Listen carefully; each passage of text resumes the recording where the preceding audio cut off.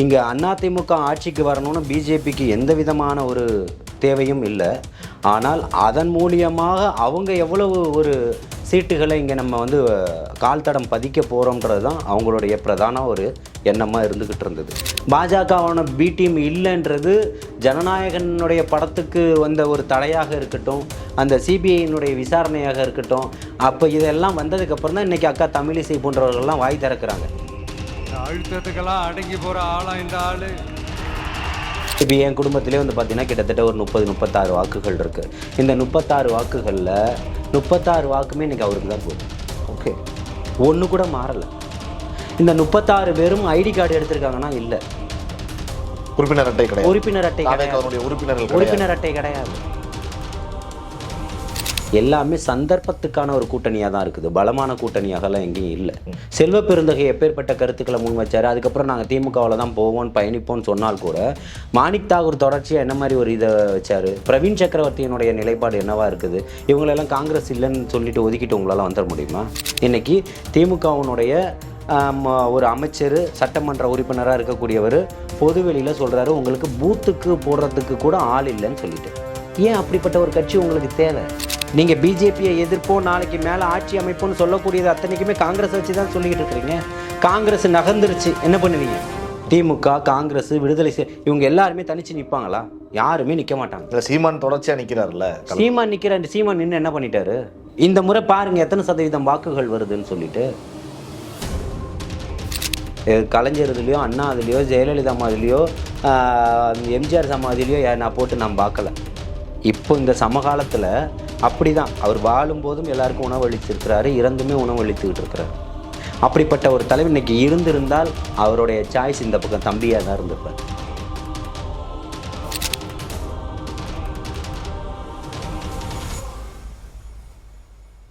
ஜாம்பவான் நேயர்களுக்கு பிரபாகரனின் அன்பு வணக்கம். இன்றைய நிகழ்ச்சியில் நம்மோடு இணைந்திருக்கக்கூடிய சிறப்பு விருந்தினர் தாவேகாவினுடைய ஆதரவாளர் திரு ஜலீல் அவர்கள். வணக்கம்ண்ணா. வாழ்த்துக்கள். தொடக்கத்தில் தாவேகா தொடங்கப்பட்ட காலத்திலிருந்து தீவிரமாக தாவேகாவை விமர்சித்தது அப்படின்னா திமுக, அடுத்து நாம் தமிழர் இணைஞ்சுக்கிட்டாங்க. 2 கட்சிகள் தாவேகாவை தொடர்ந்து தாக்கி பேசியதை நம்மளால் பார்க்க முடியும். ஆனால் இப்போது சமீபத்தில் நடந்த பிரதமர் மோடி அவர்கள் வந்திருந்த கூட்டம் நடந்த பிறகு, அந்த என்டிஏ கூட்டணி அறிவிக்கப்பட்ட பிறகு உங்களை பாஜகவும் அதிமுகவும் இணைந்து கொண்டு தாக்க தொடங்கிட்டாங்க அப்படின்னு பார்க்க முடியுது. அப்போ தமிழகம் முழுவதும் இருக்கிற எல்லா கட்சிகளும் இன்னைக்கு தாவேகாவைத்தான் குறிவைத்திருக்கிறது அப்படிங்கிற சூழல் தான் உருவாகியிருக்கு. இது எப்படி கடந்து வரப்போகிறது தாவேகா? இல்லை, இது ஒன்றும் புதுசு இல்லை. இன்றைக்கி இப்போ இருக்கக்கூடிய இந்த அரசியல் கட்டமைப்பில் வந்து ஆரம்ப காலகட்டத்திலேயே நான் சொல்லிக்கிட்டு இருக்கேன், வந்து கொள்கை எதிரியாக பாஜகவை தான் எதிர்த்துக்கிட்டு இருக்காங்கன்னு சொல்லிட்டு. அவங்க ஒரு வலையை விரிச்சிடலாம், அவங்களுக்கு எப்பவுமே வேற ஒரு குதிரையில் சவாரி பண்ணி தான் பழக்கம்.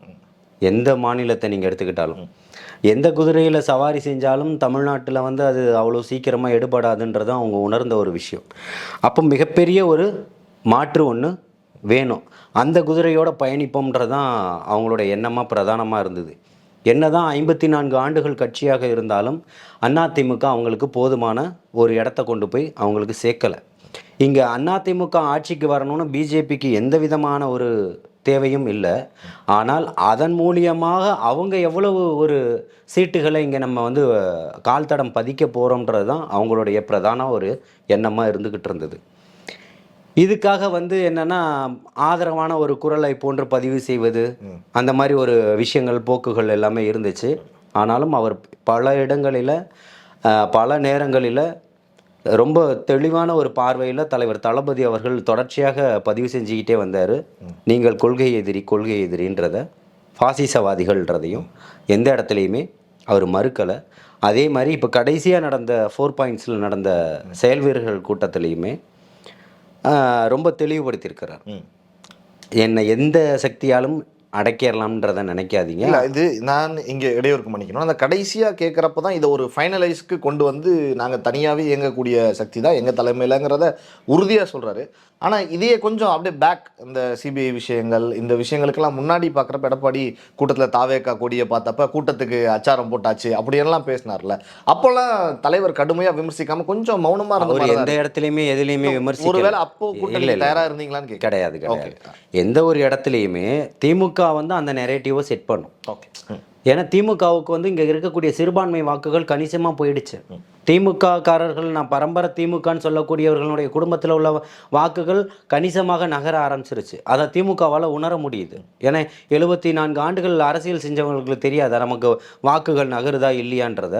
எப்படிப்பட்ட ஒரு கூட்டம் நடத்திக்கிட்டு இருக்கோம், அதுக்கு எத்தனை பல கோடிகளை செலவு பண்ணிக்கிட்டு இருக்கோம், ஆட்களை வந்து காசு கொடுத்து தான் கூட்டிகிட்டு வரோம். நேற்று ஆரம்பித்த கட்சின்னு நம்ம விமர்சனம் பண்ணாலும் திரும்பிய பக்கமெல்லாம் பார்க்கக்கூடிய பக்கமெல்லாம் பார்க்கடல் போல் அலை கொண்டு மக்கள் நின்றுக்கிட்டு இருக்காங்கன்றதை அவர்களால் பார்க்க முடியுது. இல்லை, அதை ஏற்றுக்க முடியாட்டாலும் அதுதானே நிதர்சனம், அதுதானே உண்மை. ஓகே, அப்போ அதை அவங்களால ஏற்றுக்கிட்டு தான் ஆகணும். அப்போ அவங்க கட்டமைக்கக்கூடியதான் இவங்க பாஜகவோட பி டீம், பாஜகவோட ஒரு பி டீம்னு சொல்லிட்டு. பாஜகவோட பி டீம் இல்லைன்றது ஜனநாயகனுடைய படத்துக்கு வந்த ஒரு தடையாக இருக்கட்டும், அந்த சிபிஐனுடைய விசாரணையாக இருக்கட்டும். அப்போ இதெல்லாம் வந்ததுக்கப்புறம் தான் இன்றைக்கி அக்கா தமிழிசை போன்றவர்கள்லாம் வாய் திறக்கிறாங்க. எனக்கெல்லாம் என்ன அப்படின்னு சொல்லி கேட்டிங்கன்னா, அக்கா தமிழிசை போன்றவர்கள்லாம் பெரிய பாஜகவில் இருந்தால் கூட அரசியல் சார்ந்து இப்போ இருக்கக்கூடிய எத்தனையோ போராட்டங்களுக்கு ஏன் வர மறுக்கிறாங்க? அவங்களுக்கு தேவை அரசியல் பண்ணணும், வரக்கூடிய தேர்தலை சந்திக்கணும் தான் நினைக்கிறாங்களே தவிர மக்கள் போராட்டத்தில் களம் காணணும்னு நினைக்கல. ஆனால் நேற்று முந்தா நாள் ராயபுரம் பக்கத்தில் இருக்கக்கூடிய இடத்துல மருத்துவ பணியாளர்கள் இருக்கக்கூடிய கடைநிலை ஊழியர்கள், அங்கே இருக்கக்கூடிய மருத்துவ கழிவுகள் அகற்றக்கூடியவர்கள் 600க்கும் மேற்பட்டவர் தொடர்ச்சியாக போராட்டத்தில் இருக்கிறவங்க கைது செஞ்சு இதே கோயம்பேடு பேருந்து நிலையத்தில் தான் கொண்டு வந்து விடுறாங்க. அங்கேயுமே தாவேகாக்காரன் தான் நின்று அவங்க எல்லாருக்குமே உணவு வாங்கி கொடுத்துக்கிட்டு இருக்கிறான், எல்லாத்தையுமே அவங்கள பார்த்துக்கிட்டு இருக்கிறான், அவங்க கூடவே பயணம் பண்ணிக்கிட்டு இருக்கிறாங்க. தலைமையிலேருந்து அவங்களுக்கு உத்தரவு வருது, அதை நோக்கி நகர்ந்துக்கிட்டு இருக்கிறாங்க. துப்புரவு பணியாளர்கள் போராட்டத்தில் கூட அவங்கள பார்க்க முடியும். துப்புரவு பணியாளர்களாக இருக்கட்டும், தூய்மை பணியாளர்களாக இருக்கட்டும், செவிலியர்களுடைய போராட்டங்களாக இருக்கட்டும், ஆசிரியர்களுடைய போராட்டமாக இருக்கட்டும், தமிழக வெற்றி கழகத்தினுடைய பங்கு சொல்ல முடியாதது. அவர்களுடைய தேவைக்காக தம்பிகள் அத்தனை பேருமே கூட நின்னாங்க, எத்தனையோ மகளிர்கள் கூட நின்னாங்க, எல்லாருடைய தேவைக்காகவும் பாடுபட்டாங்கன்றதான் உண்மை. தொடர்ச்சியாக அந்த விதத்தில் தான் ஒரு பயணம் பண்ணிக்கிட்டு இருக்குது. ஆனால் இந்த போன்ற வேலைகளை கூட பாஜக இறங்கி பண்ணலை அப்படின்றதான் நம்ம இதில் பார்க்கக்கூடிய ஒரு விஷயமா இருக்குது. நீங்கள் எத்தனை முறை நீங்கள் நெரேட்டிவ் செட் பண்ணாலும் ஆரம்ப காலகட்டத்தில் இருந்தே நீங்கள் சொன்னீங்க இல்லையா, இந்த 2 ஆண்டை தாண்ட போகுது, இந்த 3ஆம் ஆண்டில் அடி எடுத்து வைக்க போகுது இன்னும் ஒரு 4-5 நாளையில். ஆனால் அப்படி இருக்கக்கூடிய காலகட்டம் வரைக்கும் அவர் கொண்ட பார்வையில் நேராகவும் தெளிவாகவும் இருக்கிறாரு. அதுதான் இன்னைக்கு இவருடைய மிகப்பெரிய இந்த அளவுக்கு இன்னைக்கு மக்கள் சக்தி அவர் பக்கம் திரண்டிருக்கிறதுக்கு மிகப்பெரிய ஒரு காரணமாக இருக்குது. ஒரு பக்கம் சமீபத்தில் நடந்த இந்த செயற்குழு நிகழ்ச்சியில் பேசுகிறப்ப திரு ஆதவ் அர்ஜுன் அவர்கள் சொன்னார், வீட்டுக்கு ஒரு ஓட்டுன்னு பார்த்தா கூட 2.5 கோடி குடும்பங்கள், 2.5 கோடி ஓட்டு இருக்குது, வீட்டுக்கு ஒரு ஓட்டு அப்படின்னு பார்த்தா கூட தாவேக்காவுக்கு அதுவே நாங்கள் ஆட்சி அமைக்கிறதுக்கு போதுமானதாக இருக்கும். ஏன்னா கடந்த தேர்தலில் 2.2 கோடி ஓட்டு தான் மொத்தமாக திமுகவினுடைய வெற்றிக்கு வந்த ஓட்டு அப்படின்னு சொல்கிறாரு. சரியாக இருக்கா அந்த கால்குலேஷன்? அந்த மாதிரி சூழல் தான் இருக்கான்னு கேட்குறேன். இல்லை, இப்போ தான் சொன்னனே, திமுக பரம்பரை திமுகன்னு சொல்லக்கூடியவர்கள் வீட்டிலே கணிசமான வாக்குகள் இருக்கு. இப்போ நாங்கள் என்னுடைய குடும்பத்தில் கிட்டத்தட்ட ஒரு இடையூறுக்கு பண்ணிக்கணும், அவங்க தேர்தலை சந்திச்சு அந்த எண்ணிக்கையை சொல்கிறாங்க. இல்லை, நம்ம அப்படி பொத்தாம்போக்கா சொல்லிட முடியுமான்னு. தேர்தலை சந்திச்சு அவர்கள் வந்தவர்கள் தான். அந்த தேர்தலுக்கு கடந்த முறை என்னுடைய குடும்பத்தில் வாக்கு செலுத்தியவர்கள் தான். இப்போ என் குடும்பத்திலே வந்து பார்த்தீங்கன்னா கிட்டத்தட்ட ஒரு 30-36 வாக்குகள் இருக்கு. இந்த 36 வாக்குகளில் 36 வாக்குமே இன்னைக்கு அவருக்கு தான் போகுது. ஓகே, ஒன்று கூட மாறலை. இந்த 36 பேரும் ஐடி கார்டு எடுத்திருக்காங்கன்னா இல்லை, உறுப்பினர் அட்டை கிடையாது, உறுப்பினர் அட்டை கிடையாது. சிறுபான்மை மக்கள் வஞ்சிக்கப்படக்கூடியதை உணர்றாங்க ஒவ்வொரு குடும்பத்திலையும். அப்போ இன்னைக்கு நாட்டு நலனையும் பார்க்குறாங்க, சிறுபான்மை மக்கள் நாட்டில் இருக்கக்கூடிய அத்தனை அநியாயங்களையும் பார்க்குறாங்க. ஒவ்வொரு நாளும் உங்களை போன்ற ஊடகங்கள் அத்தனையுமே காட்சிப்படுத்திக்கிட்டு இருக்கு. அப்படி என்னுடைய குடும்பம் ஒரு தெருவில் இருக்கக்கூடிய 30 வீட்டில் என்னுடைய குடும்பத்தில் இத்தனை வாக்குகள்னா ஒவ்வொரு குடும்பத்திலும் இன்னைக்கு ஜென்சி கிட்ஸ்ன்னு சொல்லக்கூடிய அத்தனை வாக்குகளும் இன்னைக்கு யாரை நோக்கி இருக்குன்னு நீங்கள் ஒட்டுமொத்த அரசியல் விமர்சகர்களுடைய விமர்சனங்களையுமே எடுத்து பாருங்கள். எல்லா தொலைக்காட்சி உங்களை போன்று யூடியூப் வலைதளங்கள் அத்தனையுமே இன்னைக்கு பேட்டி எடுத்துக்கிட்டு இருக்கிறாங்க, ஒவ்வொரு தொகுதி வாரியாக எடுத்துக்கிட்டு இருக்கிறாங்க. இவங்களுக்கு பல கோடி பணங்கள் கொடுக்கப்படலை, ஒரு கட்சியால் கட்டமைக்கப்படலை, அவங்களுடைய சேனலுக்காக விளம்பரத்துக்காக சாலையில் இறங்கி மக்களை சந்தித்து களம் காண்றாங்க. அப்போ உங்களுடைய வாக்குகள் யாருக்குன்னு கேட்குறாங்க, எல்லா தலைவர்களையும் போடுறாங்க. திமுக, அதிமுக, தமிழக வெற்றி கழகம், நாம் தமிழர்னு போடுறாங்க. அதில் பார்க்கக்கூடிய இடத்துல இவங்களுக்கெல்லாம் பணம் கொடுத்து தாவேக்கா வேலை செய்ய சொல்லிச்சுன்னு ஒரே ஒரு நிறுவனம் நிரூபிக்க முடியுமா? ஆனால் திமுக என்னென்ன வேலைகள் பார்த்துச்சு, கரூர் பிரச்சனையில் யாருக்கெல்லாம் பணம் கொடுத்து பேச வச்சுச்சு, அதுக்கப்புறம் ஒரு மிகப்பெரிய கூட்டத்தை நடத்தி அதை பற்றி பிரம்மாண்டமாக பேசுங்கன்னு சொல்லிச்சு. இதுக்கெல்லாம் எப்படி பணம் கைமாறப்பட்டது, பணம் எப்படி அட்வான்ஸ் கொடுக்கப்பட்டது, அதையும் நிறைய தம்பிகள் யூடியூப் சேனல் நடத்தக்கூடியவர்கள் நாங்கள் வந்து இப்போ சேனலுக்கு தான் உண்மையாக இருப்போம்னு சொல்லி அதையெல்லாம் கடந்து வந்ததை எல்லாமே நம்மளால் பார்க்க முடிஞ்சிச்சு. அப்போ காசு இருந்தால் நீங்கள் ஒரு விஷயத்தை நெரட்டிவை செட் பண்ணி அது உண்மை போன்ற ஒரு தோற்றத்தை உங்களால் கொண்டு வந்துட முடியும்னு நீங்கள் நினைக்கிறீங்க. அதையெல்லாம் மடைமாற்றம் பண்ணக்கூடிய வேலையில் தான் திமுக இருக்குது. அதை போன்றதுக்கெல்லாம் மிகப்பெரிய மாற்றாகவும் மிகப்பெரிய மக்கள் எழுச்சியாகவும் புரட்சியாகவும் வந்து நிற்கிறாங்க. அது தலைவர் தளபதிக்காக மட்டும்தான் அது சாத்தியமாக இருக்குது. நீங்கள் என்ன வரலாறுகளை பேசினாலும் இன்றைக்கி இருக்கக்கூடிய சமகாலத்தில் மக்கள் நல்லா இருக்காங்களா இல்லையா, அவங்களால நிம்மதியாக இருக்க முடியுதா இல்லையான்றது தான் அவங்க பார்க்குறாங்க. எதை எடுத்தாலும் போராட்டங்கள் ஏன் அதிகரிச்சுக்கிட்டு இருக்கு? ஜிடிபி லெவல் ஒரு பக்கம் உயர்ந்துடுச்சுன்னு சொல்கிறீங்க. அப்போ மக்களுடைய வாழ்வாதாரம், அரசு ஊழியர்களுடைய வாழ்வாதாரம், சாலை பணியாளர்கள் யாராக இருந்தாலுமே அவருடைய வாழ்க்கையில் முன்னேற்றம்ன்றது ஒன்று இல்லைன்னாலும் அவர்களுக்கு கரெக்டான ஊதியம் ஒன்று கொடுக்கப்படணும், பணிகள் கொடுக்கப்படணும். இல்லை, ஏன் கொடுக்கப்படலை? இதெல்லாம் மிகப்பெரிய ஒரு கேள்வியை கட்டமைப்பை எழுப்புதா இல்லையா? அப்போ இங்கே இவ்வளவு பேர் மக்கள் நல்வாழ்வுத்துறையினுடைய அமைச்சர் சொல்கிறாரு, இல்லை எங்களுக்கு ஆட்களே தேவைப்படலை, எல்லாமே பணியாளர்கள் எத்தனை பேர் இருக்காங்க, இருந்தால் தானே பணியாணை வழங்கப்படும்னு சொல்லிட்டு. அப்போ கடந்த தேர்தலில் போய் அவங்க பக்கம் நின்று நான் அவங்களுக்கெல்லாம் பண்ணி தருவேன்னு எந்த அமைப்பை பார்த்து நீங்கள் சொன்னீங்க? அப்போ மக்களை நீங்கள் தொடர்ச்சியை ஏமாத்துறீங்க இல்லை? அப்போ இவ்வளோ தொழிலாளர்கள் போராடுறாங்கன்னா அத்தனை தொழிலாளர்களும் அங்கே வேலை செஞ்சுக்கிட்டு இருக்கிறவங்க தானே. அப்போ அவ்வளோ தொழிலாளர்கள் உங்களுக்கு தேவைப்படுறாங்கல்ல, அவங்களுக்கு கொடுங்க. அப்போ தானே சம வேலை சம ஊதியம் தானே கேட்குறாங்க. அப்போ இங்கே கம்யூனிசம் என்ன பண்ணிக்கிட்டு இருக்கு? இதுதானே கம்யூனிசம். அப்போ சமூக நீதி செத்து போச்சு அவங்களுக்கு. அப்போ நீங்கள் சமூக நீதியை பேசக்கூடிய ஒரு அரசாங்கமாக இருக்கிறீங்களே, அப்போ இங்கே எங்கே இருக்குது சமூக நீதி? அது தொடர்ச்சியாக அந்த கேள்வி எழும்புதா இல்லையா? அதனால் மக்களுக்கு வந்து இன்றைக்கி எல்லாமே ரொம்ப தெளிவான ஒரு மனநிலையில் இன்றைக்கி வந்து உட்காந்துட்டாங்க. நம்ம அடுத்து என்ன பண்ண போகிறோம் அப்படின்றத எல்லாரும் முடிவு பண்ணிய ஒரு விஷயமாக தான் இன்றைக்கி இருக்குது. தேர்தல் கட்டமைப்பில் கூட்டணி அப்படிங்கிறது ரொம்ப முக்கியம். அது எந்த தேர்தல் உள்ளாட்சி தேர்தலாக இருந்தாலும், நாடாளுமன்ற தேர்தலாக இருந்தாலும், சட்டமன்ற தேர்தலாக இருந்தாலும். இப்போ ஒரு பக்கம் திமுக ரொம்ப ஸ்ட்ராங்கான ஒரு அலையன்ஸில் அசையாமல் இருக்காங்க. காங்கிரஸ் மட்டும்தான் அப்பப்போ ஒரு பேசுபொருளாக இருக்கிறது. சமீபத்தில் கூட ஒரு மாவட்ட செயலர், திமுகவுடைய மாவட்ட செயலர் பேசியிருந்தார் ஜோதிமணி குறித்து, அதே மாதிரி மாணிக்கம் தாகூர் குறித்தெல்லாம் கருத்து தெரிவிச்சிருந்தார். இப்படி ஒரு பக்கம் போயிட்டு இருக்கப்ப தாவேக்காவினுடைய கூட்டணி கட்டமைப்பு எப்படி இருக்குன்னு கேட்குறேன். இல்லை, நீங்கள் முதல்ல தாவேக்காவை பற்றி நான் சொல்கிறேன். நீங்கள் திமுக வந்து பலமான கூட்டணின்னு சொன்னீங்க இல்லையா? அதிமுகவும் அப்படிதான் சொல்கிறேன். இல்லை, தாவேக்கா பலமான திமுக பலமான கூட்டணின்னு சொல்கிறீங்க இல்லையா? பலமான கூட்டணிக்கு ஒற்றுமையாக இருக்காங்கன்னு நான் சொல்கிறேன். ஒற்றுமையாக இல்லை. ஓகே, வேல்முருகன் என்ன மாதிரி கோரிக்கைகளை வச்சாரு, கம்யூனிஸ்ட்டுகள் என்ன மாதிரி போய் இதை சொன்னார், அறிவிக்கப்படாத எமர்ஜென்சிங்க நடக்குதான்றது வரைக்கும் உங்களை நோக்கி கேள்வி கேட்டுக்கிட்டு இருக்கிறாரு. புரியுதுங்களா?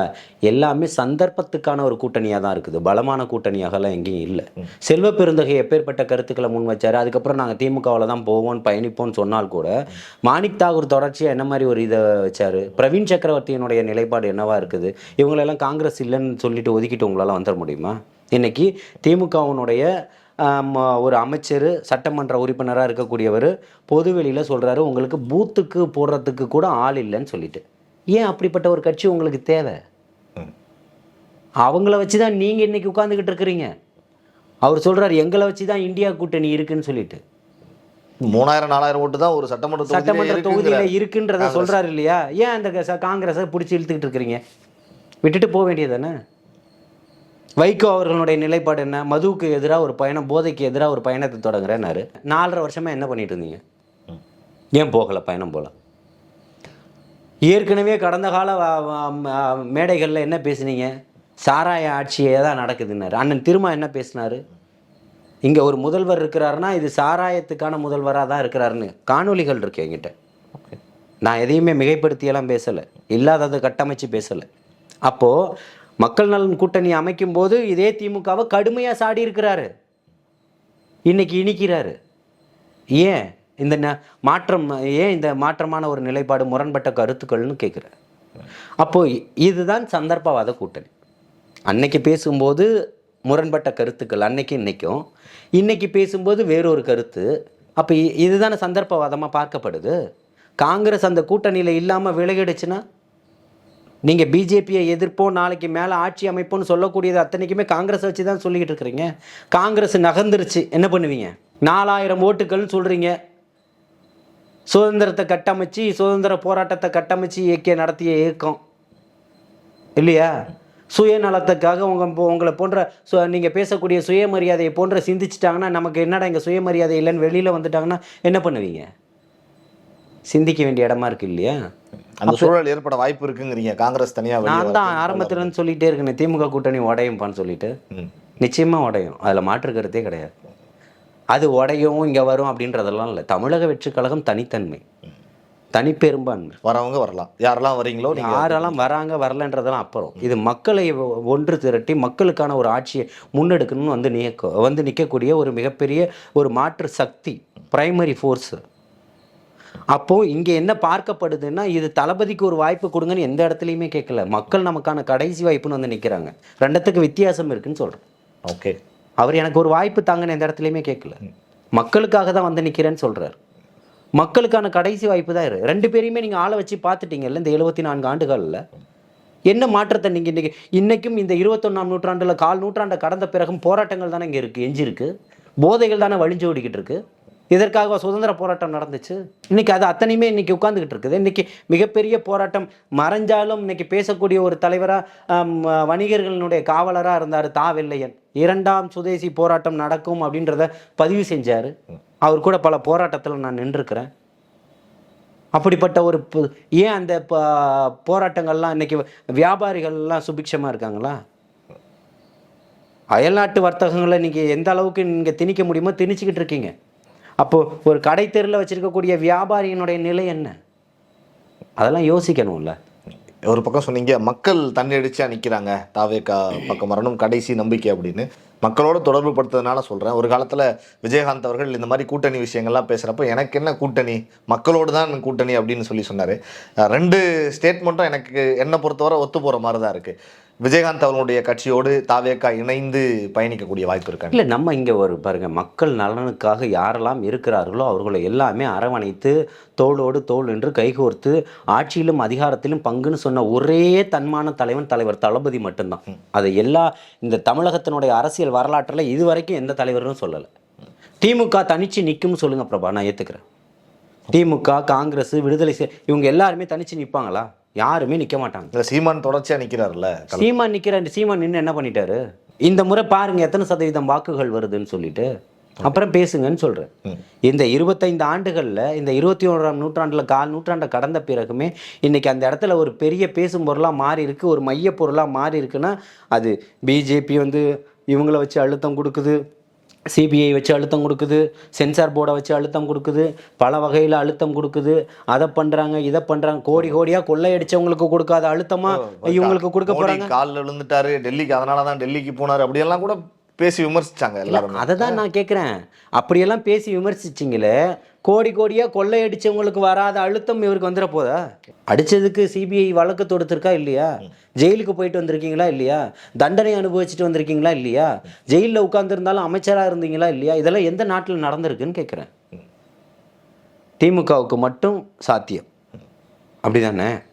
இது பெரியாரனுடைய கொள்கை, அப்படி ஏற்றுக்கணுமா? நாங்கள் ஒருபோதும் இல்லை. மக்கள் திருப்பி அடிப்பதற்கு தயாராக ஆகிட்டாங்க. இதை போன்ற ஒரு மக்கள் கட்டமைப்பை நீங்கள் இது வரைக்கும் உங்கள் வாழ்நாளையில் பார்த்ததில்லை. காசையும் சாராயத்தையும் சாப்பாட்டையும் வச்சு நீங்கள் வாக்குகளை விலைக்கு வாங்கிடலாம் நினச்சிக்கிட்டு இருக்கு, மனப்பால் குடிச்சிக்கிட்டு இருக்கிறீங்க. அதுக்கு மிகப்பெரிய மாற்று சக்தியாக இன்றைக்கி இருக்கிறாங்க. அக்கா தங்கச்சிங்க, அம்மாமாருங்க, அண்ணன்மாருங்க எல்லாருமே இன்றைக்கி இருக்கிறாங்க. அது வேண்டான்னு சொல்கிறாங்க. கடைநிலையில் இருக்கக்கூடியவர்களுடைய பாதிப்புகள் என்னன்றது அவங்களுக்கு தெரியும்ல. யார் போனாலும் இப்போ நான் போய் ஒரு அம்மா எங்களுக்கு ஒரு ஓட்டு போடுங்கம்மான்னு கேட்குறேன், ஒரு சுயேட்சை வேட்பாளராக நிற்கிறேன்னா சரிப்பா போயிட்டு வாப்பா நாங்கள் போடுறோம்ப்பான்னு தான் சொல்லுவோம். அவங்களுடைய மனநிலைன்னு ஒன்று இருக்கும்ல. அப்படி பார்த்தா 14 வருஷம் நின்ன சீமான் ஜெயிச்சிருக்கணுமே, ஒரே ஒரு தொகுதியில் ஜெயிச்சிருக்கணும். ஏன் ஜெயிக்கலை? மக்கள் நல கூட்டணி எத்தனை தொகுதியில் வெற்றி பெற்றுச்சு? ஒரு தொகுதியில் கூட போய் வெற்றி பெறலையே. ஏன் பெறலை? இதெல்லாம் கேள்விகளாக இருக்குல்ல. இதுதான் சொல்கிறேன். மக்கள் இன்றைக்கி எல்லாத்தையுமே முடிவு பண்ணிட்டாங்க. அதை நோக்கிய பயணம் தான். அதுக்கு முன்னாடி மக்களுடைய மனநிலையை அறிஞ்சு தான் தலைவர் தளபதி வந்திருக்கிறாருன்றதையும் சொல்கிறேன். இப்போ இன்றைக்கி இருக்கக்கூடியது, இன்றைக்கி புரட்சி கலைஞராக இருந்து இன்றைக்கி இறந்தாலுமே ஒருத்தருடைய சமாதியில் கூட்டமாக நின்றுக்கிட்டு இருக்கிறாங்கன்னா அது அவர் விஜயகாந்த் அவர்களுடைய சமாதியில் தான். தினந்தோறும் சாப்பாடு போட்டுக்கிட்டு இருக்கிறாங்க. கலைஞர் இதுலேயோ, அண்ணா இதுலேயோ, ஜெயலலிதா மாதிரிலையோ, எம்ஜிஆர் சமாதிலையோ நான் போட்டு நான் பார்க்கல. இப்போ இந்த சமகாலத்தில் அப்படி தான் அவர் வாழும்போதும் எல்லாருக்கும் உணவளித்திருக்கிறாரு, இறந்துமே உணவளித்துக்கிட்டு இருக்கிறாரு. அப்படிப்பட்ட ஒரு தலைவர் இன்னைக்கு இருந்திருந்தால் அவருடைய சாய்ஸ் இந்த பக்கம் தம்பியாக தான் இருந்திருப்பார். அதில் மாற்று நிச்சயமா. ஓகே. அதாவது மதுரையில் மாநாடு நடக்குது. அந்த மாநாட்டில் நான் நேரடியாக முந்தின நாள் கண்கூடாக பார்க்கக்கூடிய ஒரு விஷயம். அப்போது வாகனத்தில் வந்து இறங்கும்போது ஒரு சிலவங்கள மாதிரி யூடியூப்பில் பேட்டி கேட்குறாங்க. நான் வந்து தரேன்னு சொல்லும்போது ஒருத்தர் அழுதுகிட்டு பேட்டி கொடுக்குறாரு. என்ன கொடுக்குறாருன்னு பார்த்தா, நீங்கள் உங்களை மாதிரி ஆட்கள் தான் எங்கள் தலைவரை கொன்னுட்டீங்க. ஒரு தங்கத்தை, ஒரு வைரம் வந்திருக்கு, தயவு செஞ்சு இந்த மாதிரி ஒரு நெரேட்டிவ்லாம் செட் பண்ணி அதை விட்டுறாதீங்க அப்படின்னு சொல்லக்கூடிய மனநிலையில் ஒருத்தர் இருக்கிறான்னா அது காசுக்காக பேசக்கூடிய வார்த்தையாக இருக்கும்னு நினைக்கிறீங்களா? தேமுதிக விஜயகாந்த் அவருடைய ஆதரவாளரும் கூட விஜய் அவர்களுக்கு அதை தான் சொல்கிறேன். ஓகே, அவங்கள தான் சொல்கிறேன். அதாவது மதுரை மண்ணில் அவருடைய ஆதரவாளர்களாக வந்து நிற்கக்கூடியவர்கள் அந்த பக்கம் வந்து நிற்கிறான். இவர் வேணும்னு நினைக்கிறேன். அதாவது எங்கள் தலைவருக்கு ஒரு கட்சி இருக்குது, அதுக்கு ஓட்டு போடணும், அதை ஜெயிக்கணும்னு அவர் சொல்லலை. அந்த இடத்துல அவர் பதிவு பண்ண விஷயத்தை தான் நான் மாற்றி பேச முடியாது. அவர் பதிவு பண்ண விஷயத்தை தான் சொல்கிறேன். ஒருத்தரை கொன்னுட்டீங்க, இவரை விட்டுடுங்க, மக்களுக்காக வராரு அப்படின்னு சொல்லி கண்ணீர் மல்க ஒரு பேட்டியை கொடுக்குறாரு. அப்போ அது வந்து இப்போ காசு கொடுத்து வந்த பேட்டியாக இருக்கும்னு நினைக்கிறீங்களா? அதுதான் உணர்வு பூர்வமானதுன்னு சொல்கிறேன். இன்னைக்கு உணர்வு பூர்வமாக தான் அவர் சொல்கிறாரு. ஒவ்வொருத்தர் வீட்லேயும் நான் உட்காந்துக்கிட்டு இருக்கேன், வாழ்ந்துக்கிட்டு இருக்கேன்னு சொல்கிறாரு.